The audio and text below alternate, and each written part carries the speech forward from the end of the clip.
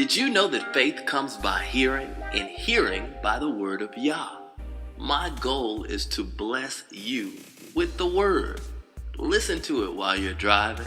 Listen to it while you're walking along the way. Listen to it when you lay down at night. Listen to the Word. 2 Samuel chapter 6, verse 1 through chapter 7, verse 17. Again David summoned all the picked troops of Israel, 30,000 men. Then David, taking along the entire force he had with him, then set out for Baale Yahawashi, to bring up from there the ark of Yahweh, which bears the name of Yahweh Sabaoth, enthroned above the cherubim. They set the ark of the Most High on a new cart, and brought it out of the house of Abinadab on the hill, with Uzzah and Achio, the sons of Abinadab, driving the new cart. They led it from the house of Abinadab on the hill with the ark of the Most High. Achio walked in front of the ark. David and the whole house of Israel celebrated in the presence of Yahweh with all kinds of musical instruments made of cypress wood, including lyres, lutes, tambourines, rattles, and cymbals. When they arrived at Nachan's threshing floor, the oxen stumbled, and Uzzah put out his hand to steady the ark of the Most High. But Yahweh's anger blazed up against Uzzah, and the Most High struck him down on the spot for his offense, so that he died there by the ark of the Most High. It upset David that Yahweh had broken out against Uzzah. That place has been called Peretz Uzzah, breaking out of Uzzah, ever since. David was frightened of Yahweh that day. He asked, "How can the ark of Yahweh come to me?" So David would not bring the ark of Yahweh into the city of David. Rather, David took it over to the house of Obed-Edom the Gittite. The ark of Yahweh stayed in the house of Obed-Edom the Gittite for 3 months, and Yahweh blessed Obed-Edom and all of his household. King David was told, "Yahweh has blessed the house of Obed-Edom and everyone who belongs to him, thanks to the ark of the Most High."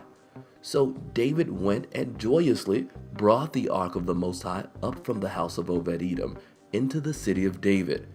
When those bearing the ark of Yahweh had gone only 6 paces, he sacrificed an ox and a fattened sheep.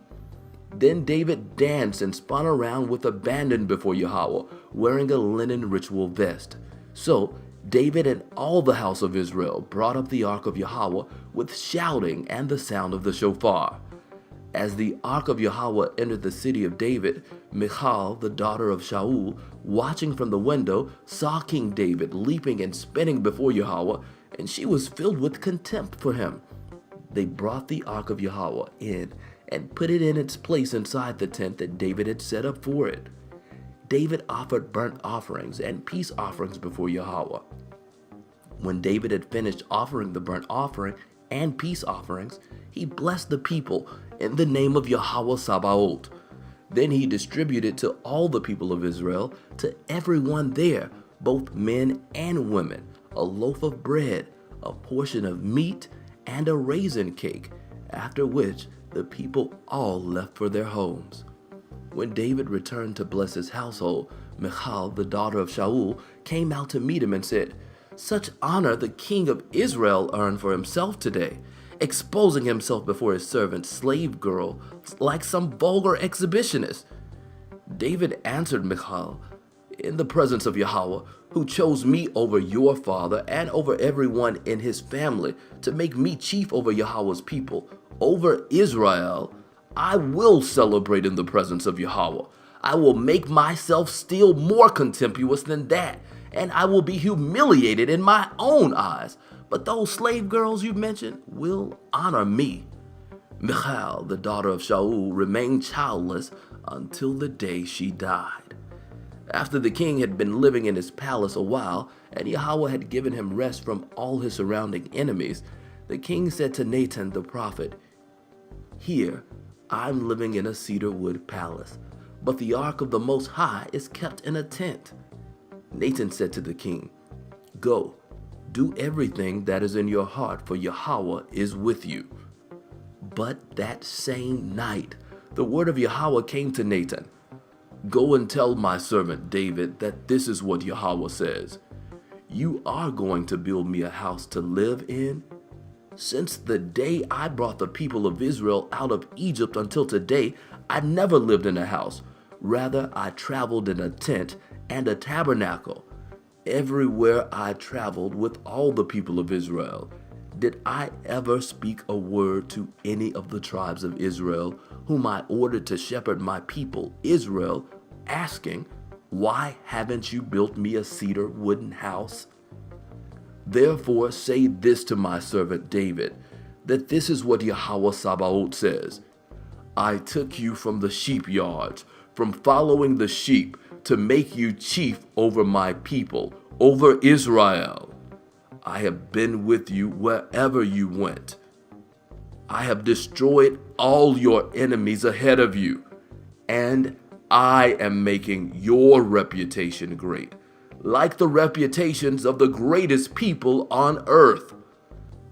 I will assign a place to my people Israel. I will plant them there so that they can live in their own place without being disturbed anymore.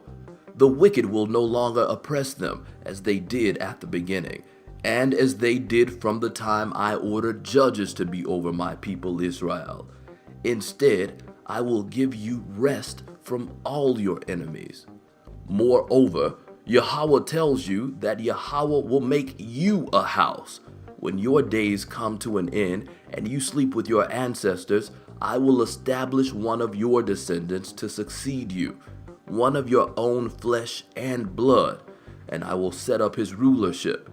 He will build a house for my name, and I will establish his royal throne forever. I will be a father for him, and he will be a son for me. If he does something wrong, I will punish him with a rod and blows, just as everyone gets punished.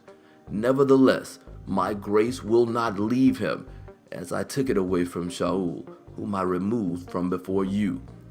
Thus, your house and your kingdom will be made secure forever before you.